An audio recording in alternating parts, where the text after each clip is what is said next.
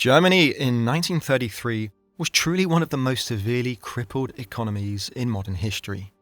Unemployment had hit 35%, and a country that was already badly suffering under the weight of reparations, the loss of industrial infrastructure, and hyperinflation, lost an additional 50% of its capital output. Exports fell by 70%, and without the resources to fund basic social services, malnourishment and homelessness were commonplace all between the years of 1929 and 1933.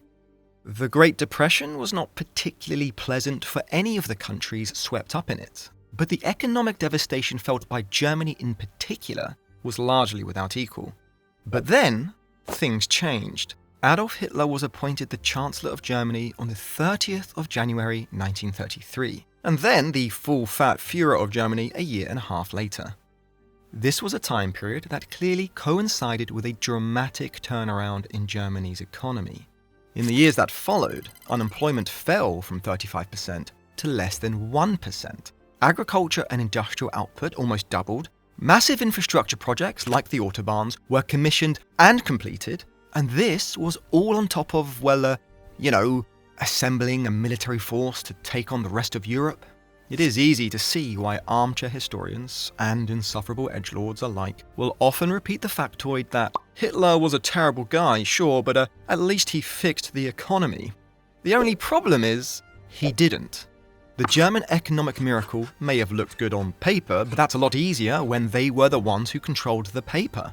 Lying with statistics, being in the right place at the right time, tactically ignoring some warning signs, not to mention good old-fashioned propaganda, all managed to make things look good for around 6 years. But by zooming out and understanding the complete historical context, it will become clearer that by 1939, Germany was, at most, a few years away from collapse, even before the bombs started dropping. When Hitler and the Nazi Party rose to power, they did not have broad popular support from the people. In fact, by that time, they had already made a lot of enemies. They achieved this tenuous power largely by presenting themselves as a solution to the country's economic failures. But once they had it, one thing became clear. If they were going to hold on to that power, they now needed to fix those economic failures. Unemployment was a political emergency, and the new cabinet needed visible wins before Germans decided that this was just another failed government with better uniforms. They kicked off with the Law for the Reduction of Unemployment in June 1933. This let the finance ministry borrow aggressively to fund public works projects which could start quickly. In a financial downturn, this was arguably good economic policy. When private spending froze, the state could step in, place orders, and keep wages moving until confidence returned. A lot of leaders at the time still treated deficits like a moral failing, so even doing this much spending in 1933 looked bold, and it made the new regime seem competent, or at the very least willing to try new things to turn the sinking ship around. Now, the Nazis knew this, so they started treating every shovel as a camera prop. Anything that put men in work boots became a political photo op, and the regime started selling job creation as proof that dictatorship was the cure for democracy's chaos. And their best trophy was the Autobahn, because it was concrete, it was visible, and it looked like a nation finally moving again. Well, except for the fact that the Autobahn did not start with Hitler. Motorway planning existed in the 1920s, and the first motorway section between Cologne and Bonn opened in 1932, a year before Hitler became Chancellor. When the Nazi Party was still a fringe movement, it actually attacked the Autobahn idea as luxuries for the elites. However, once in power, they flipped instantly and took credit as if the party had poured the asphalt itself. It was propaganda so good that most people still believe it to this day, partly because a road lasts and people associate its construction with the Nazis. The regime staged ceremonial openings and filmed them relentlessly because they were masters of optics. Now, whatever the political motivations were, it was still spending when Germany needed spending. So you could ask, wasn't this still a real stimulus? Well, maybe, for a moment. The Autobahn got the attention because it stood the test of time, but a huge amount of actual spending was quickly redirected towards rearmament. That still gave people jobs, and it still pushed money through the economy. building bombs and building highways created very different futures over time for ordinary Germans trying to plan their lives. A motorway kept helping industry for years because it moved people and goods long after the construction crews went home. Ammunition and shells created jobs while they were being made, but once they were fired, they were gone. So the government had to place more orders to keep those factories running. That kind of spending could pull people back into work in the short run because factories got orders and wages started moving again. Unemployment stayed low only because the state kept placing new military contracts to keep those factories from laying people off. And once you build an economy around that, the question stopped being, how do we recover? And became, how do we keep funding constant rearmament without the whole budget blowing up? The immediate mindset was that they would eventually fix this problem when they ruled all of Northern Europe. Now, obviously, this had already set the country down a very destructive path. But in the short term, the economic stimulus of big government spending did genuinely improve the lives of average Germans, or at least those deemed worthy. And this does raise a reasonable follow-up question, which is, why didn't the previous interwar governments do the same thing? Well, there were two reasons. First, in the early 1930s, a lot of leaders still believed the way out of a slump was to tighten the belt, cut government spending, raise taxes, and restore confidence, even if it meant people suffered in the short run. In other words, austerity. Germany had tried it under Chancellor Heinrich Brüning from 1930 to 1932, and those cuts and tax hikes helped deepen the downturn, which also made the political system look useless right when people were desperate. Second, Germany had a tight budget and a declining tax base, and it still lived under the shadow of the World War I reparations that it owed to the Allied powers, plus large foreign debts from the 1920s. So open borrowing was politically explosive at home and risky abroad, because any sign that Germany was piling on new debt could trigger lenders to pull back, or ordinary Germans to panic about inflation all over again. So if Berlin wanted to spend, it had to borrow, and Germany had limits on how much it could borrow in ways that were visible to voters, creditors, and the Reichsbank itself. And that was the opening the Nazis used, because they borrowed anyway. And they did it in ways designed to keep the true costs of debt out of sight for as long as they could. Don't worry, we will get into the tricks they used shortly. For now, the point is that at the time, it looked like a great economic recovery. In reality, however, it was a government buying time with borrowing and counting on the next few years to solve problems it wasn't solving in the present. They could keep the story looking clean for a while because they also had tools that made the numbers look better than the underlying reality. Once you saw those tools, it became clear the miracle was fragile, and it depended on debt, control, and a very careful public narrative. The early years looked clean because the regime made them look clean, and because a rebound from the bottom was easier to sell as genius. But the part that mattered most was the part you could not see. It was the money that didn't show up where you expected it. The jobs that only existed because the state kept signing new contracts. And the statistics that got helped so that the headlines kept moving in the right direction. That still felt fine for a while because the streets looked busier and the pay packets were real. Then the limit showed up. By 1938, Germany was already running into shortages it could not propaganda away. The raw materials, the foreign currency, the imports that an armaments economy still needed to survive.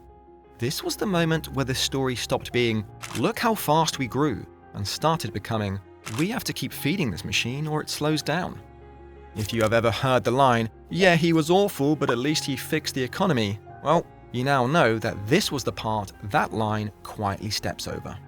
Once you saw it, the last few years before 1939 stopped looking like a stable recovery because the whole system started depending on expansion just to keep moving. The bit people remember was the easy part, and the later years were where the numbers started fighting back. So it's time to learn how history works, and to see what Germany's economic miracle actually ran on.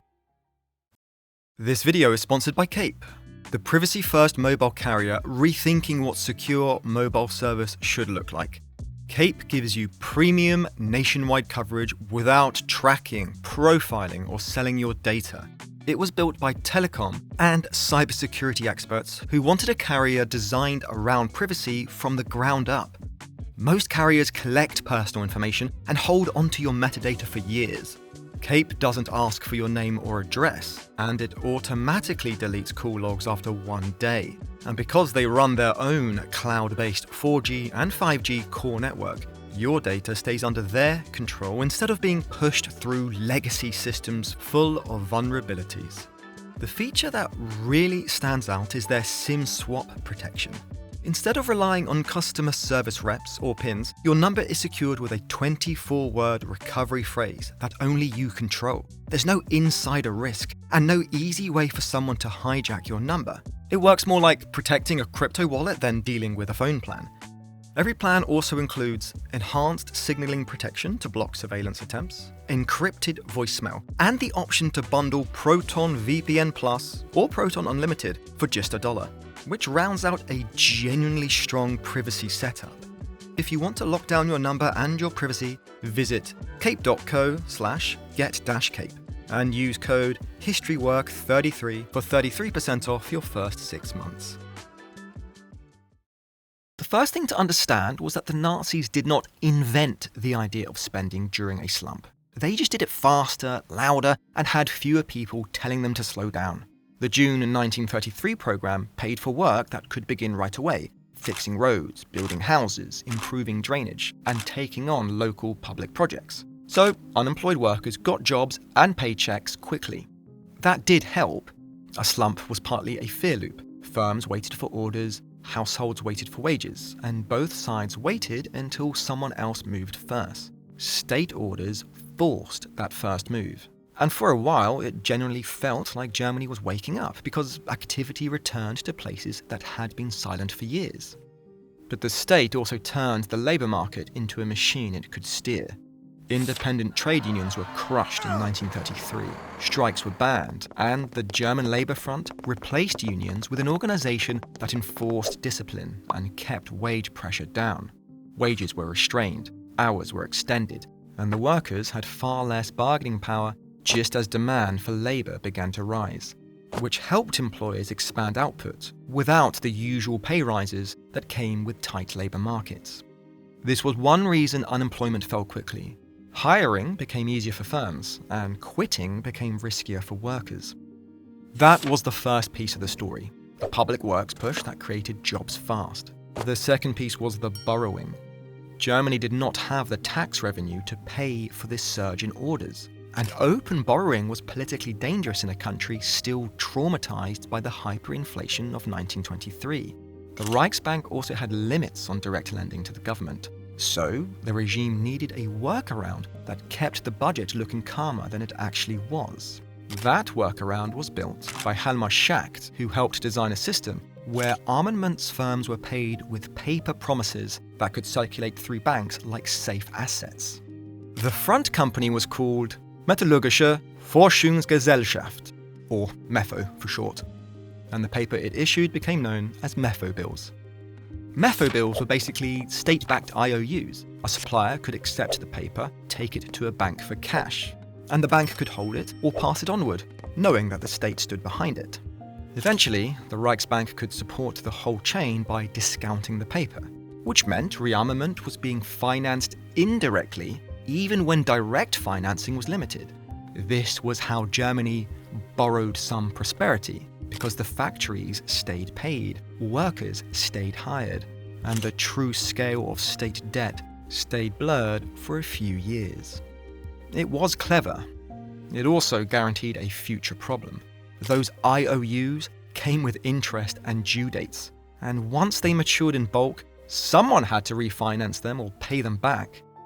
By April 1938, there were around 12 billion Reichsmarks of MEFO bills outstanding. That's about $110 billion in today's money. And rolling that over forever was not a plan. It was a delay. Many of those bills could be extended, so repayment kept getting pushed back until the pile became too large to ignore. That was the money side of the miracle. But the story still needed the public to believe it was working, and that meant the numbers had to look clean. So alongside the spending and the hidden borrowing, the regime lent on a third lever: how unemployment and employment were counted, and who got included in the totals. Unemployment did fall, and some of that was real, because public works and military contracts did create jobs, especially after years of mass idleness. But the regime also changed who counted and how they counted, which made the headline fall faster than the underlying reality. Seasonal and irregular work could be treated more generously, so someone with unstable employment could be presented as employed for statistical purposes more easily than before. Conscription and compulsory labour programs helped too, because a man in uniform was no longer in the unemployment total, even if the state had mainly moved him into a controlled category. The Right Labour Service expanded through the mid-1930s, and by 1935 it was compulsory for young men, which shifted large numbers out of unemployment statistics, while also supplying cheap labour to state projects. And the labour statistics moved in other ways too, because the regime pushed married women out of paid work through policy and propaganda, including marriage loans that rewarded couples when wives left employment. That made the unemployment figures look better, and it also helped reshape who got hired, because vacancies appeared without the state having to admit it was shrinking the counted labour force. And then there was the most brutal adjustment, pushing the Jews out of the labour force and out of professions from 1933 onward. This opened jobs for others while ripping experienced doctors, lawyers, engineers, and business owners out of the economy. German firms lost experience and networks overnight, and even if you ignored the moral crime, it weakened parts of the economy that relied on specialized skills and international connections. That came to bite Germany in a very plain way, because you could not build a modern industrial system by purging people who knew how it worked. And even with all of those levers pulled, there was still one more reason the story looked so impressive in the early years. The timing helped them. The Nazis took power at the bottom of the Great Depression. From that depth, a rebound was likely in many countries once the panic phase passed and global trade stopped collapsing at the same speed. From the depths of 1932, even a modest rebound looked dramatic. And the Nazis claimed every point of improvement as a personal achievement, even when global conditions were lifting most countries. A lot of economists later argued that Germany's economy was already turning around by 1932, which meant the first few years of improvements were proof that Hitler had not personally solved anything. Other economists argued that the Nazi mix of controls and rearmament made German living standards worse on average, even while output and employment looked impressive on paper. So the early boom was a mix of genuine state spending, a recovering global cycle, and a government willing to squeeze workers and edit statistics to keep the story clean. Then the limits showed up. A peacetime country could run a jobs program on domestic labor and domestic materials. Our rearmament economy needed oil, rubber, copper, nickel, and high-grade ores in huge quantities. Germany did not have enough of several key raw materials at home, so it had to import them. And importing them required foreign currency that Germany struggled to earn in the mid-1930s. Foreign currency was the money foreign suppliers accepted, and Germany could not just decree more of it into existence. It had to earn it through exports, borrow it, or take it. This was why the import crunch mattered so much. An armaments economy could be busy on paper, while still stalling in practice when the fuel and metals did not arrive. Schacht tried to manage this with exchange controls and import licenses, and trade deals where Germany and a partner country kept the money in controlled accounts, instead of using normal currency markets. This prioritized raw materials for armaments while cutting consumer imports like food and textiles whenever shortages got tight. This kept factories running. It also made daily life more constrained because consumer choice narrowed, queues grew, and normal trade was replaced by state allocation and priority lists. In 1936, Hitler escalated the whole thing with the 4-year plan, demanding that Germany be ready for war within 4 years, and putting Erwin Göring in charge of a bureaucracy built around speed and scale. The 4-year plan pushed hard into synthetic substitutes, synthetic fuel, synthetic rubber, and big state-backed industrial projects that tried to replace imports with domestic production. Some of those projects partly worked, many were inefficient, all were expensive. And they still did not remove the basic problem that Germany needed resources and foreign exchange faster than it could sustainably earn them. By 1938, the economy was busy and close to full employment. And yet, key inputs were scarce, which forced rationing of metals and forced ministries to decide which firms got what. At that point, the state was making hard trade-offs. Steel for cars meant less steel for housing, and foreign exchange for food meant less foreign exchange for raw materials. The system could not keep running. It needed constant policing, and it kept drifting toward more control at home and more aggression abroad, because peaceful fixes were running out. This was where the miracle turned into a corner. This was also why the regime talked so much about self-sufficiency, because if you could not reliably buy what you needed, you tried to make it at home, even when it was inefficient and brutally expensive. Mefo bills were maturing, the import crunch was tightening, and the regime could not keep expanding armaments without either admitting the debt, triggering inflation, or cutting back orders and risking unemployment. Cutting back was politically dangerous because the regime had sold legitimacy on momentum, full employment, and national revival. Backing down would have exposed how dependent the system had become on state orders. So planners looked outward. Annexation and conquest promised quick access to reserves, factories, and raw materials. It also promised a way to grab foreign currency without earning it through trade. Austria's annexation in 1938 brought gold and foreign exchange into Reich hands. And the occupation of Czechoslovakia also brought industrial plants and skilled labor under German control. So by 1939, Germany had impressive employment statistics, and it had an economy that demanded further expansion to keep itself supplied and to keep its debt machine from seizing up. If war had not arrived in September 1939, something else still would have forced a reckoning. Debt coming due, import constraints, inflation risk, or a political backlash from shortages because the underlying imbalances were already there. The regime's choices were ugly: slow down and risk unemployment, raise taxes and admit the debt, or keep pushing outward and hope seizures and victories would cover the bill. War and expansion also offered something simple: reserves and stockpiles that could temporarily patch the shortages, which made aggression look like an economic solution inside the regime. After the war, the contrast was obvious. Germany's lasting recovery after 1945 was built around stable money, rebuilt institutions, and open trade, with growth coming from exports and investment instead of permanent mobilization. Marshall Plan aid began in 1948, and West Germany's 1948 currency reform helped restore confidence in prices and contracts so firms could plan and households could save without fear of sudden monetary chaos.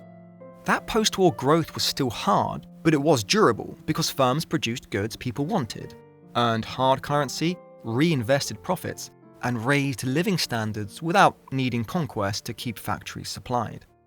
So when people said, "Hitler fixed the economy," what they were really doing was remembering one short window and forgetting the machinery underneath it. They remembered cranes and uniforms. They forgot hidden debt, edited statistics, labor control, and an import bottleneck that pushed policy towards expansion. They remembered the Autobahn as a symbol. They forgot that the Autobahn was older than the Nazis, and that the real spending surge went into rearmament. Autobahns did matter, but they were never the dominant share of the spending story. The biggest surge of state orders still flowed into rearmament and the industries feeding it. The improvement was real for many Germans in the short run, especially compared with 1932, but it came with costs that were hidden on purpose, and those costs narrowed the regime's options over time. So, if someone ever tried to hand you the line, "Yeah, he was awful, but he fixed the economy," the honest answer is that the regime bought time with borrowing, hid the debt, and built a system that needed expansion to survive. And if this story feels familiar, that was because Germany did not invent this playbook. It inherited it, refined it, and then scaled it up with far more money and far more violence. Benito Mussolini had already shown how a movement could ride economic pain into power, crush institutions, and sell control as national renewal long before Hitler copied the rhythm. So if you want the origin story of that whole political method, go watch our video on Mussolini's life. because you can literally watch the blueprint being drawn in real time. From the early attention addiction, to the street violence, to the temporary emergency measures, which quietly became the permanent system. And don't forget to like and subscribe to keep on learning how history works.